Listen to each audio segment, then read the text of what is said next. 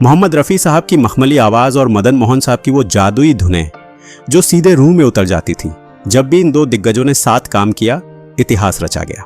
लेकिन क्या आप यकीन करेंगे कि इस जादुई जोड़ी ने एक ऐसा मास्टरपीस बनाया था जिसे एक दो नहीं पूरे 3 बार रिजेक्ट कर दिया गया। जरा सोचिए, रफ़ी साहब जैसी महान आवाज़ ने दिल की गहराइयों से एक गाना गाया हो और उस गाने को रिलीज होने के लिए 1 या 2 साल नहीं बल्कि पूरे 9 साल तक अंधेरे कमरे में अपनी बारी का इंतजार करना पड़ा हो।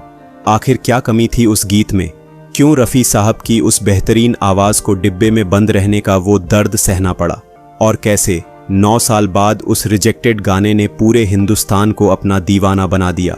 आज की कहानी सिर्फ एक गाने की नहीं है, ये कहानी है गीत के संघर्ष की जिसने हार नहीं मानी। चलिए समय के पहिए को थोड़ा पीछे घुमाते हैं।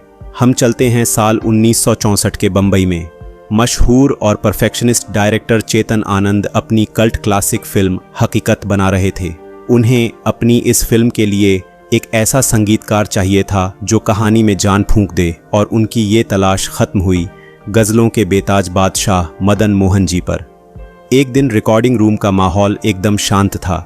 माइक के सामने रफ़ी साहब खड़े थे।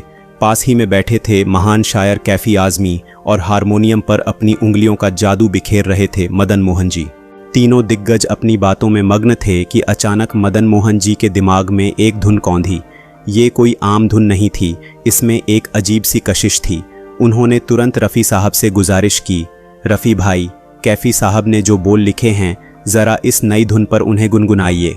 रफ़ी साहब ने अपनी आंखें बंद कीं और वहीं उसी पल महज एक रफ ट्रैक के तौर पर वो गाना रिकॉर्ड कर लिया गया।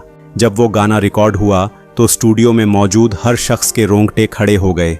गाना इतना बेहतरीन और रूहानी बना था कि तीनों खुशी से उछल पड़े। उन्होंने फौरन चेतन आनंद जी को फ़ोन किया। चेतन जी घर पर थे, लेकिन गाने की बात सुनकर वो तुरंत स्टूडियो दौड़े आए। उन्होंने वो गाना सुना। उनकी आंखें बंद थीं और चेहरे पर एक सुकून भरी मुस्कान थी, पर अगले ही पल वो मुस्कान गायब हो गई।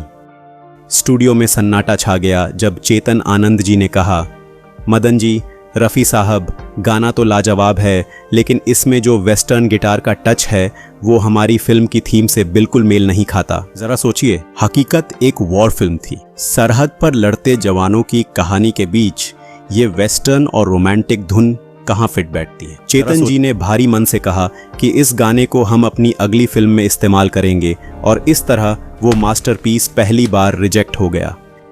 वक्त अपनी रफ्तार से आगे बढ़ा। साल आया 1966।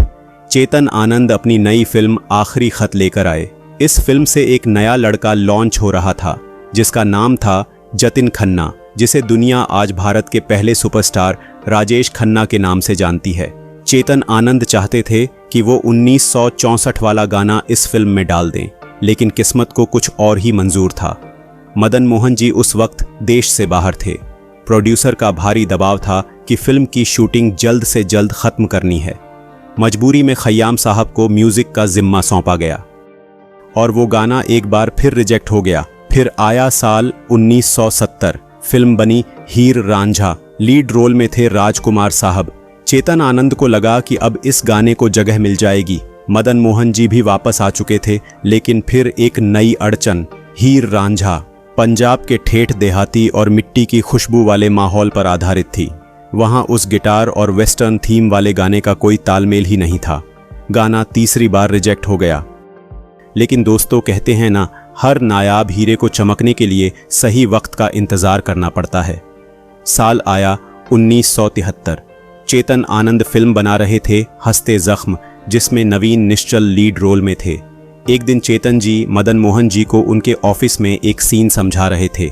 सीन कुछ ऐसा था, बंबई का शहर है, रात का वक्त है, झमाझम बारिश हो रही है, हीरो टैक्सी चला रहा है, बगल में हीरोइन उदास बैठी है और हीरो उसे मनाने के लिए अपने प्यार का इजहार करते हुए एक रोमांटिक गाना गा रहा है। ये सीन सुनते ही मदन मोहन जी की आंखों में एक अजीब सी चमक आ गई। 9 साल पुरानी वो धूल खाती धुन उनके जहन में फिर से जिंदा हो उठी।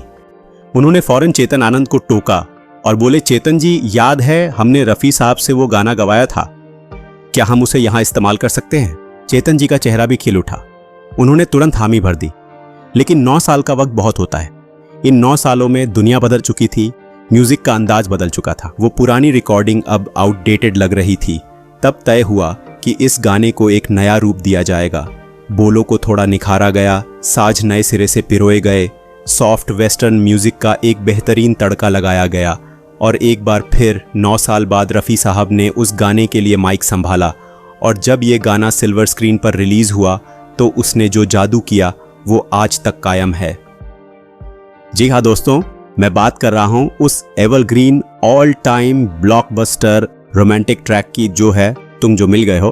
तो ये लगता है कि जहां मिल गए जो मिल गए हो तो ये लगता है जहां बैठो न दूर हमसे, देखो खफा न हो।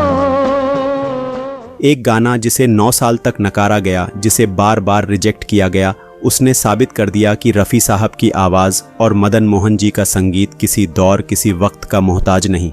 ये बस एक गाना नहीं था, ये उनके सब्र और बेइंतहा हुनर की एक जीती जागती मिसाल थी। आज भी जब रात के सफ़र में बारिश के बीच जब ये गाना बजता है तो लगता है जैसे रफ़ी साहब सीधे हमारे दिल से बात कर रहे हों। दोस्तों, क्या आपको इस कल्ट क्लासिक गाने के पीछे की ये 9 साल लंबी संघर्ष भरी कहानी पता थी? कमेंट्स में अपनी यादें ज़रूर शेयर करें। अगर इस अनसुने किस्से ने आपके दिल को छुआ हो तो वीडियो को लाइक करें, शेयर करें और हमारे चैनल को सब्सक्राइब करना ना भूलें, ताकि ऐसी ही सुनहरी यादें हम आप तक लाते रहें।